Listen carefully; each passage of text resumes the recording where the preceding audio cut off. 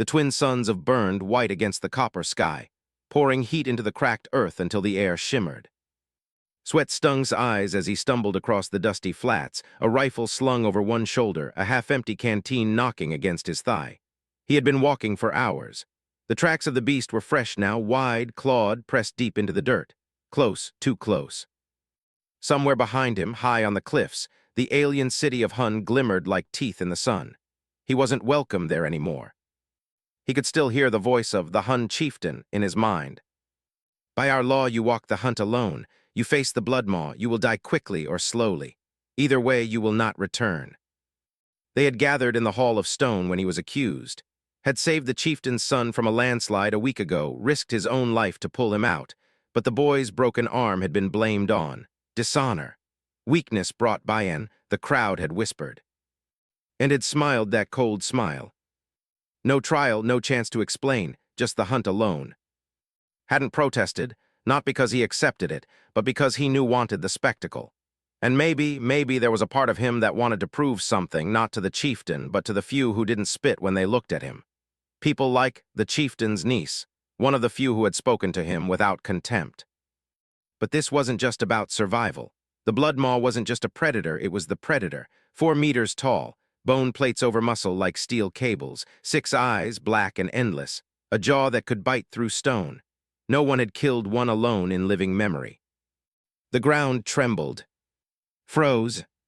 A low rumble rolled through the air, deep guttural, a growl that vibrated in his bones. He turned slowly. It was there, standing on the ridge above him. The blood maw.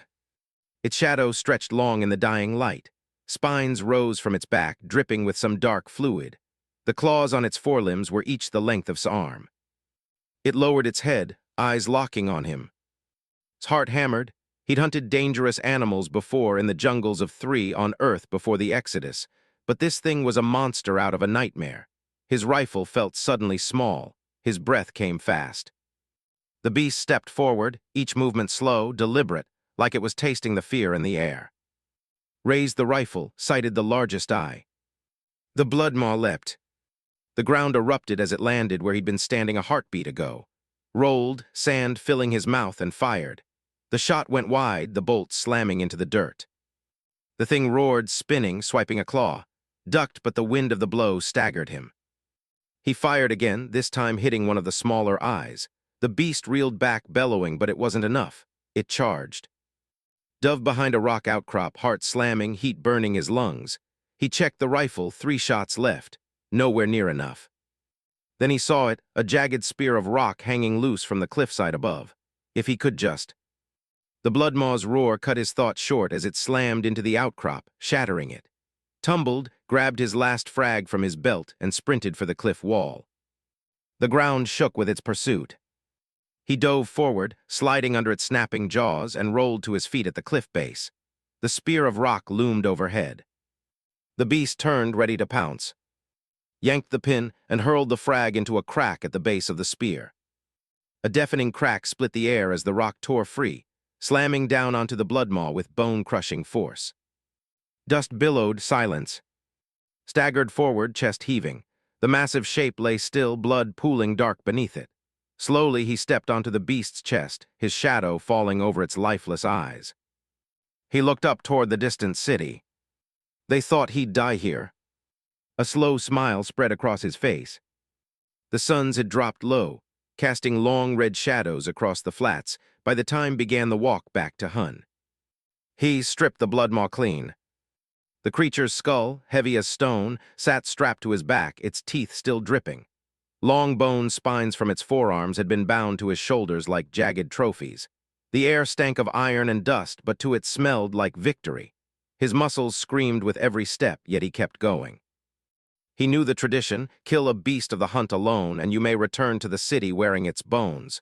In the old days, it meant honor, respect. But no one expected a human to manage it. Hadn't sent him to earn honor, he'd sent him to vanish. The gates loomed ahead, carved from black stone, guarded by 2 Hun warriors in spiked armor. One of them spotted him first. His eyes widened. By the first fang, the guard breathed. The other guard's jaw tightened. "Open the gates," he said, his voice flat. As walked through, the hum of the city seemed to pause. Merchants froze mid-shout. Children stopped playing in the dust streets. Every gaze turned to him, human, alien, survivor, bearing the bones of a legend. He spotted her before she spoke. She moved through the crowd with quick, purposeful steps, her pale crest feathers trembling. She hissed, grabbing his arm. Her fingers were cold. "You're alive." "Disappointed?" he asked, trying for humor. Her eyes flicked to the skull on his back. "Do you have any idea what this means?" "I'm guessing it's more than a new piece of wall." Glanced around. Tradition says a hunter who returns from the hunt alone with the beast's bones may claim blood right. It gives you the power to demand a trial before the high circle, even against the chieftain. Raised a brow, "And sign me up for this." She leaned in. "Will not let you reach the circle alive." They moved quickly through the narrow streets, the alien architecture twisting overhead, bridges of bone-white stone, banners in deep crimson, incense smoke curling in the wind. Kept his rifle low but ready. He could feel eyes on his back. At the Hall of Stone, the great doors stood open. The room was crowded, warriors, merchants, elders, all whispering. Sat on his throne of black obsidian, his armor glinting in the torchlight. His expression did not change when stepped into the hall. "Human," said, his deep voice rolling like distant thunder. "You return." "Looks like it," said. He let the skull drop to the stone floor with a heavy thud. "Your beast is dead." A murmur rippled through the crowd. Even some of the warriors' crests twitched in surprise. His eyes narrowed. "Impressive, but a single kill does not wash away dishonor." Stepped closer. "By your own law, it does more than that. I invoke blood right." The hall fell silent. His voice was like ice. "You dare." "By tradition," said clearly, his gaze sweeping the watching faces. "I demand trial before the high circle." Gasps, Even's hand tightened on her belt. Rose slowly, towering over the crowd. "Then tradition will be met. But know this." He leaned forward, his teeth bared in a predator's grin. "In the circle, truth is not decided by words alone." Met his gaze unflinching.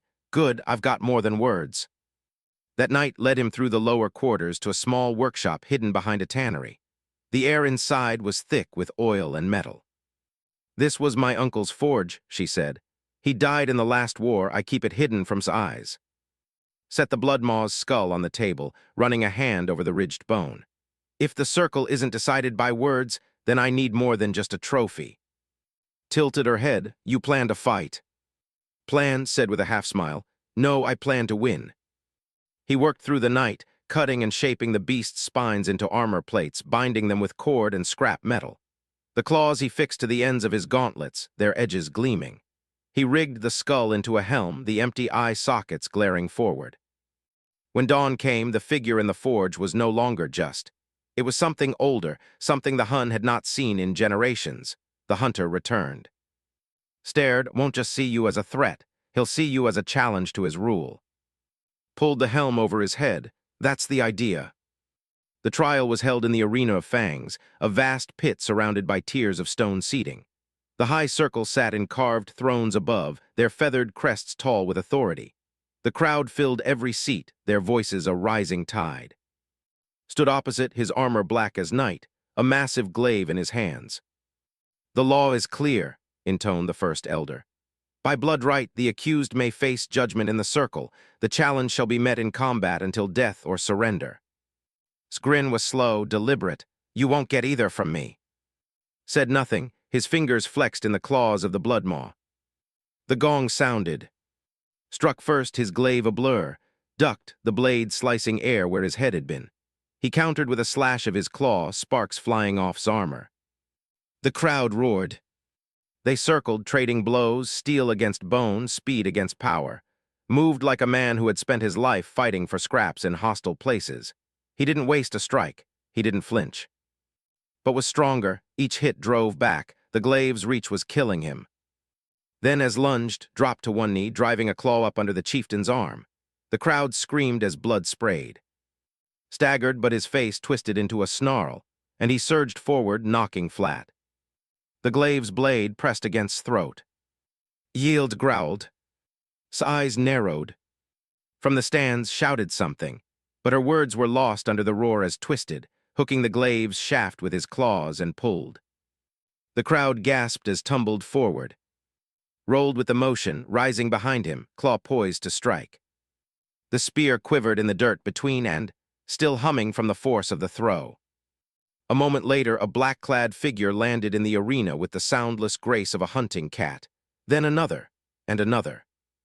They moved like shadows, faces hidden behind bone masks carved into snarling beasts. Curved blades gleamed in their hands. The crowd's roar turned into a confused, uneasy murmur. The first elder rose from his throne. "This is not the law." An arrow hissed through the air, missing his head by a hair and slamming into the stone behind him. The arena erupted into panic. "Stepped back, claws ready. Friends of yours." His eyes narrowed as he turned to face the assassins. "They're not mine." The first masked killer lunged and slashed, his claw catching the attacker's wrist. Bones snapped. The figure screamed but didn't drop the blade until drove a knee into his gut and ripped the weapon free. Two more came at him. He ducked, feeling the whisper of steel pass over his helm, then drove his claw up under the nearest mask. Hot blood sprayed across his armor. Across the arena, fought like a storm, his glaive spinning, cutting through two assassins in a blur of black and crimson. But for every attacker that fell, two more vaulted the walls. From the stands shouted over the chaos, "The assassins, they wear the mark of the Rift clans." A strike, sparks flying, never heard of them. They're mercenaries, paid killers from the outer dunes. Slammed a clawed gauntlet into his opponent's mask, shattering bone and sending the body crumpling to the sand. Paid by who? Her answer was lost as a deafening horn blared from the city watchtowers. Gates around the arena burst open, and Hun soldiers flooded in, spears and crossbows raised. For a heartbeat, thought the fight would turn, but then one of the assassins hurled a glass sphere to the ground. It shattered, releasing a billowing black smoke that swallowed the arena floor. The crowd's screams became distant. Shapes moved in the haze, figures lunging, blades flashing, bodies hitting the sand. Could barely see an arm's length ahead. A hand grabbed his shoulder. He spun, ready to strike. "It's me," his voice snarled through the smoke. "Do you want to live?" Hesitated, but only for a second. "Lead the way." They pushed through the haze together, cutting down anything that moved too close. The clang of steel, the wet sound of blades meeting flesh, the harsh breathing, it all became one endless blur until they stumbled out into the blinding sunlight of the side tunnel. They didn't stop moving until they reached a stone chamber beneath the arena stands, slammed the door shut and threw the bolt. Leaned against the wall, pulling off the bloodmaw helm. His face was streaked with sweat and blood, his breath ragged. "You're going to tell me what the hell just happened?" His crest feathers bristled. "Someone tried to end this trial before it ended me, and before it ended you. That means whoever it was wants both of us gone." Studied him. "You're saying we've got the same enemy." "I'm saying," growled, "that the Rift clans never move without payment, and only someone with deep coffers could buy them in numbers like that." Size narrowed. "Who?" Before could answer, the door shuddered under a heavy blow. Dust rained from the ceiling. The bolt strained against the frame as another hit smashed into it. Grabbed his glaive. "They found us." The bolt snapped, the door burst open. A figure stepped through, not an assassin this time, but a Hun elder in ceremonial robes, flanked by more masked killers. His voice was calm, cold. "The law is a tool for those strong enough to wield it. Today, the law dies with you both." Recognized him instantly. Elder, one of the High Circle's oldest and most respected voices. Which meant the betrayal was deeper than either he or had guessed. Snarled, "You." His hand lifted, and a dozen blades flashed as the killers surged forward. The groan of the stone overhead became a roar. Dust cascaded from the ceiling in thick sheets. Somewhere deep in the arena's foundation, a beam split with a sharp, splintering crack. Didn't stop. He slammed the bloodmaw helm onto his head, the bone-eye sockets turning the world into a tunnel of light and shadow. The first assassin reached him. His clawed gauntlet caught the attacker under the ribs, lifted, and hurled him into the wall. The crunch of bone was swallowed by the thunder above. "Move," shouted to, but the chieftain was already in motion, his glaive cutting a brutal arc through two more killers. Stepped back into the tunnel mouth, his robes trailing. "Bury them," he said simply. The assassin surged. ducked under a blade and felt the hot wind of its passing graze his ear. He drove his claws up, ripping through leather and flesh. Another came in from his left. He pivoted, grabbed the attacker's wrist, and yanked, slamming his helmet's bone crest into the killer's mask. It shattered like brittle pottery. Behind him fought like a beast cornered, his glaive moving too fast for the eye to follow. The sand-colored stone of the chamber was slick now, the air thick with blood and dust. Then came the crash. The ceiling above the far side of the chamber gave way entirely, a boulder of carved stone plummeting down. It smashed the floor into jagged shards and swallowed 2 assassins whole beneath it. A cloud of choking dust rolled through the chamber, turning every figure into a shadow. Felt a hand on his arms, voice in his ear. "This way." He didn't ask how she'd gotten there. She dragged him toward a fissure in the wall where the stone had broken, revealing a narrow shaft sloping into darkness. He shouted over his shoulder. "I'll hold them," the chieftain roared back. His silhouette stood against the chaos, his glaive flashing. "Go." Wanted to argue, but another slab dropped from the ceiling, sealing most of the chamber. The sound of fight was cut off, replaced by the grinding groan of more stone threatening to fall. Yanked him down the fissure. The shaft led them into a hidden service tunnel, low, damp, and reeking of old water and rust. Their footsteps echoed in the confined dark. Above, the muffled rumble of the collapse followed them like a predator. His mind was still running. "In the circle, that means this isn't just about me, or..." His voice was sharp. "It's about the seat itself. Whoever controls the circle controls the trade routes, the army, the law. Been a thorn inside for years. And you?" "I'm an excuse," said grimly. They rounded a bend in the tunnel and stopped. A heavy iron grate blocked the way, rusted but still solid. Behind it, the tunnel dipped lower, disappearing into pitch-black water. Cursed under her breath. "We're in the old aquifer tunnels. This grate's been locked for decades." Dropped to one knee, running his claws along the metal. "Decades is good, means the bolts are rotted." He braced one claw against the edge, gritted his teeth, and heaved. Metal shrieked. Rust flaked off in clouds. With a final wrench, the frame gave way and the grate fell inward with a splash. The stink of stagnant water rolled out. Hesitated. If we go in there, we might not find another exit. Glanced back toward the faint rumble of pursuit behind them. If we don't, we definitely won't. They waded in. The water was up to their waists in seconds, icy and foul. Rats scattered ahead of them. The walls narrowed until the tunnel was barely wide enough for their shoulders. Somewhere ahead caught the faint sound of rushing water. "We're close to a drain outlet," said. "That'll put us outside the city walls." "Good, because once we're out," said, "we find out if still alive, then we find." The tunnel widened suddenly, opening into a chamber where the water churned toward a grated outlet high on the wall. A rusted maintenance ladder led up to it. Motioned for to climb first. She had just reached the halfway point when a ripple moved across the water below. Froze. The ripple became a swirl. Then a shape, long, pale, and sinuous, uncoiled from the depths. He started, but the thing erupted from the water with a hiss. Its head was a mass of fanged jaws, its body armored in overlapping scales slick with slime. Screamed as the creature lunged for her. Didn't think, he leapt, slamming his clawed gauntlet into the side of the thing's head. The impact jarred his arm to the shoulder. The beast thrashed, tail smashing against the walls hard enough to send cracks spiderwebbing through the stone. Clung to the ladder. "I've got it," he shouted, though the thing was dragging him under. The cold water closed over his head. Darkness swallowed everything. He stabbed blindly, claws scraping scales until he found soft flesh. Hot blood clouded the water. The creature's thrashing grew wild, then stopped.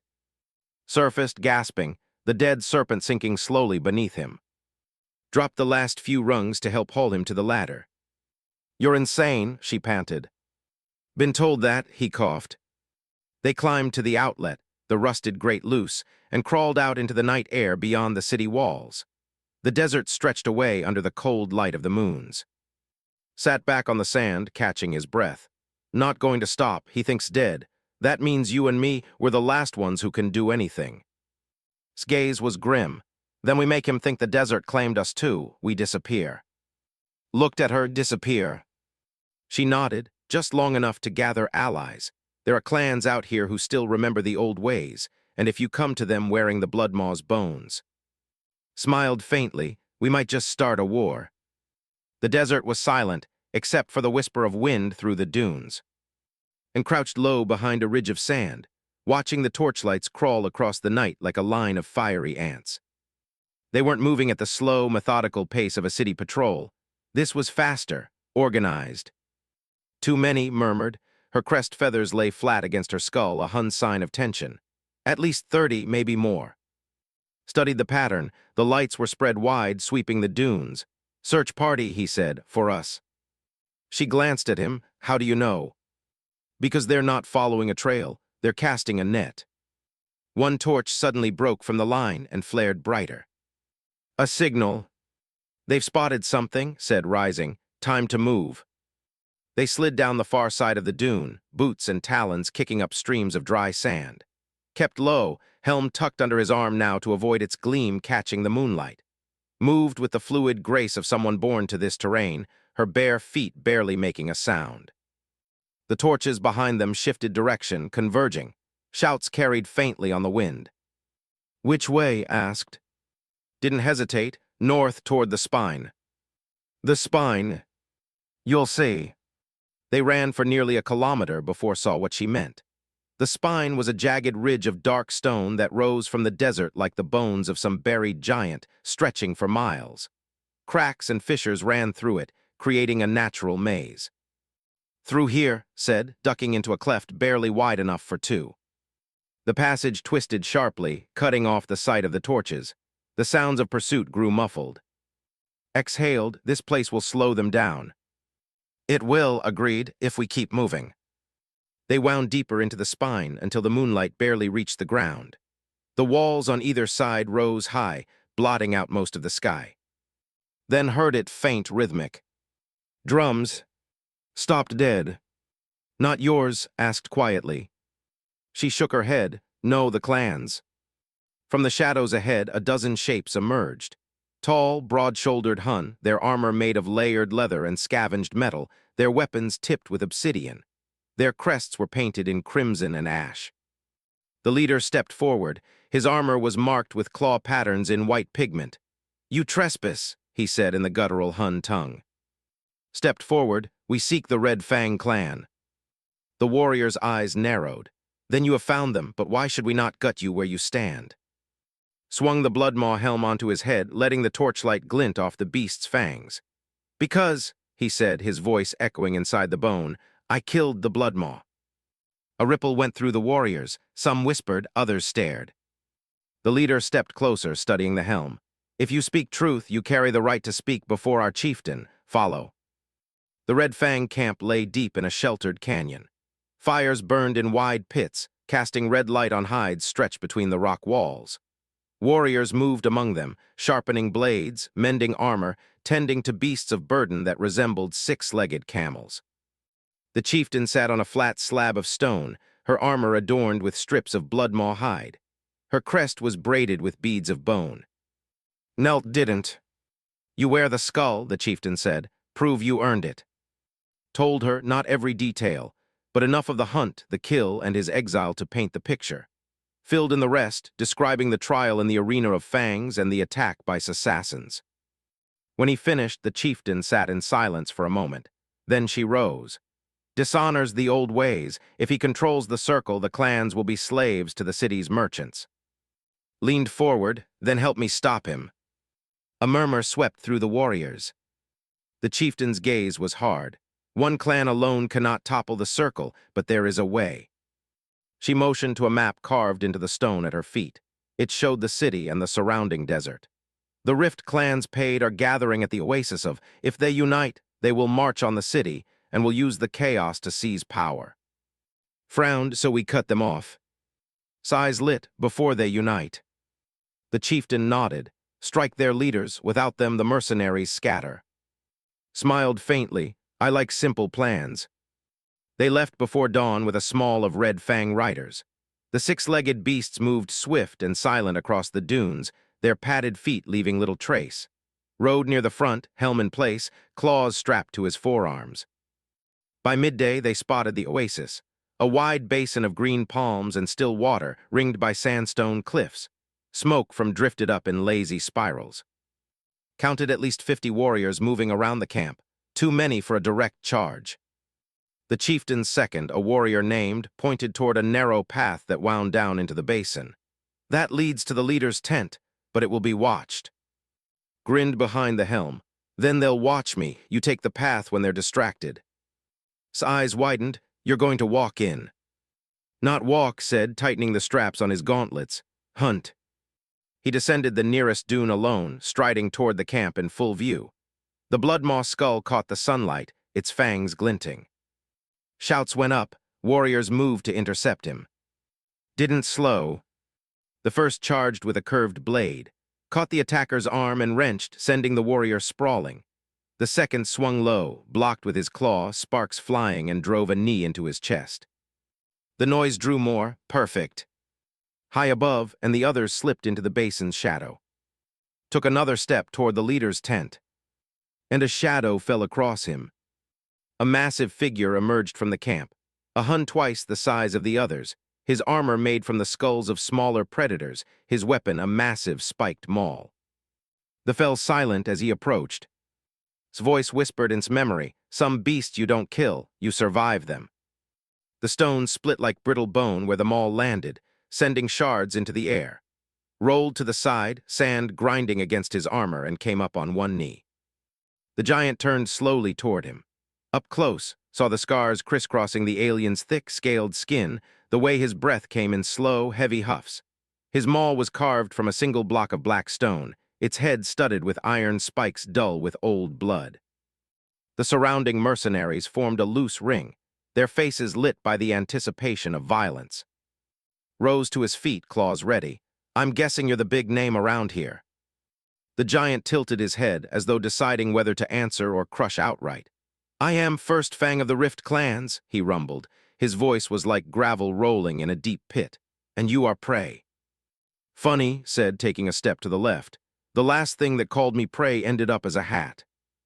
Moved faster than his size should have allowed. The maul came around in a brutal sideways arc. Ducked, feeling the wind of it tug at his helm. He countered with a slash of his claw towards midsection, but the giant's armor caught the blow, sparks leaping.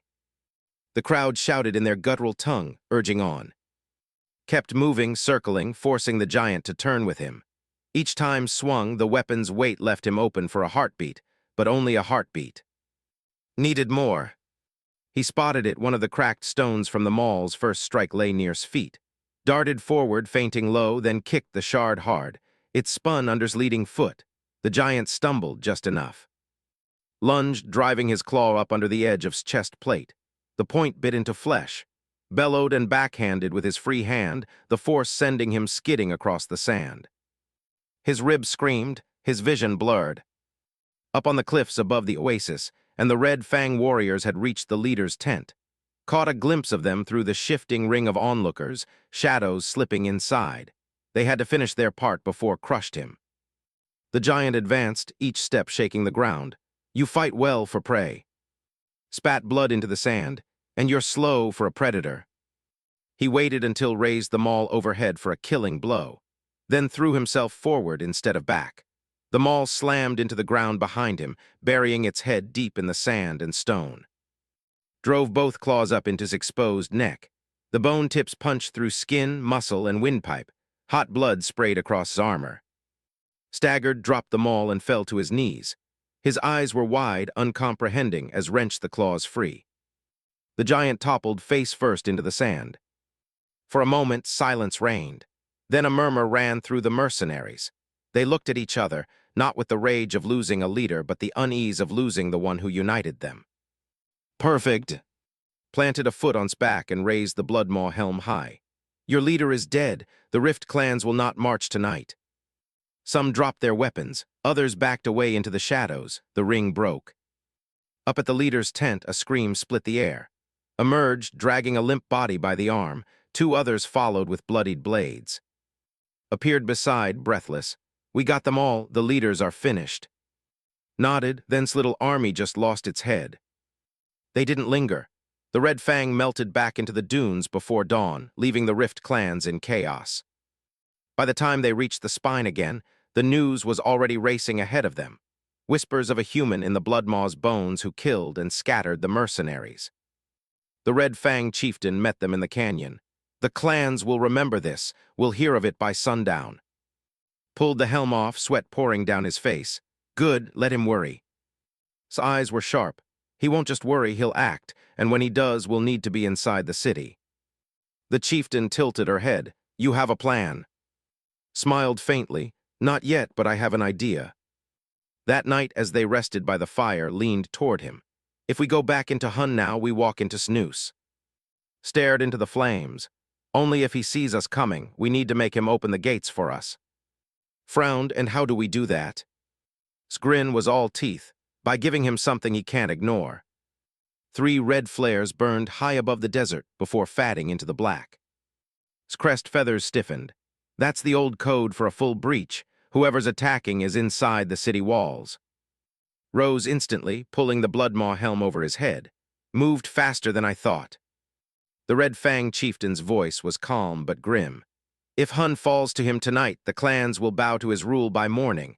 You want the gates open. Nodded. Then ride with me. They moved under the cover of darkness, their 6-legged mounts gliding across the sand with an eerie silence. The city rose ahead, black against the starlight, its towers and bridges lit by flickering firelight. Smoke curled above the walls. As they neared, saw shapes moving along the battlements, mercenaries in Rift Clan armor. The city guard was nowhere to be seen. His jaw tightened, replaced them. Good, said, less confusion about who to hit. The Red Fang split into 2 groups, led one to scale the eastern wall while rode with the chieftain toward the main gate. They stopped just out of bowshot. Slid from his mount, walking forward into the torchlight.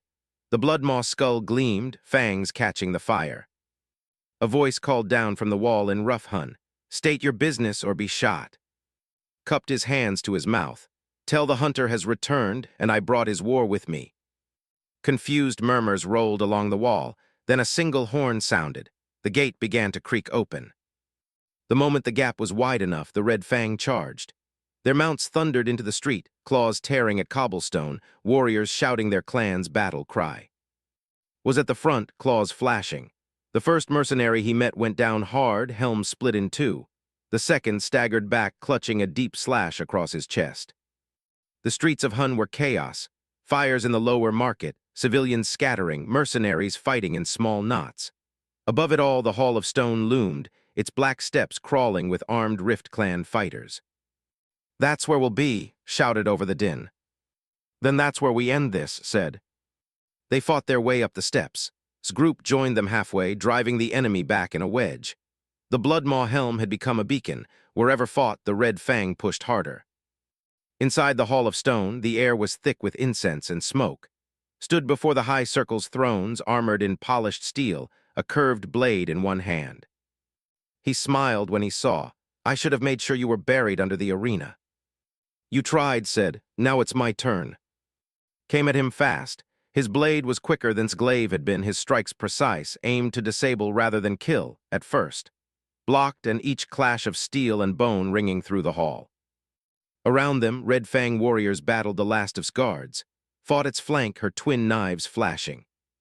Feinted left, then slashed low, catching across the thigh.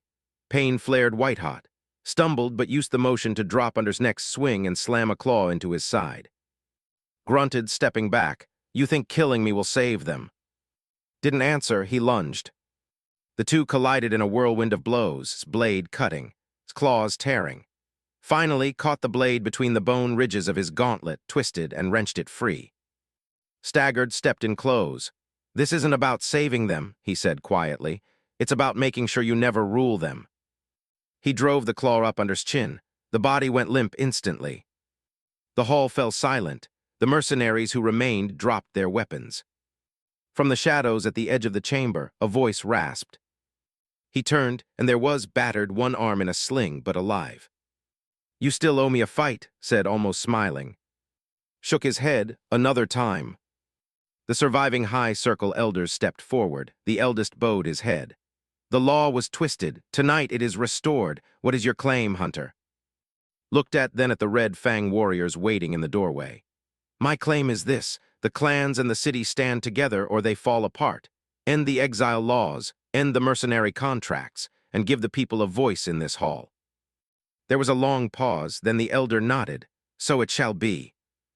Dawn broke over Hun, painting the copper sky gold.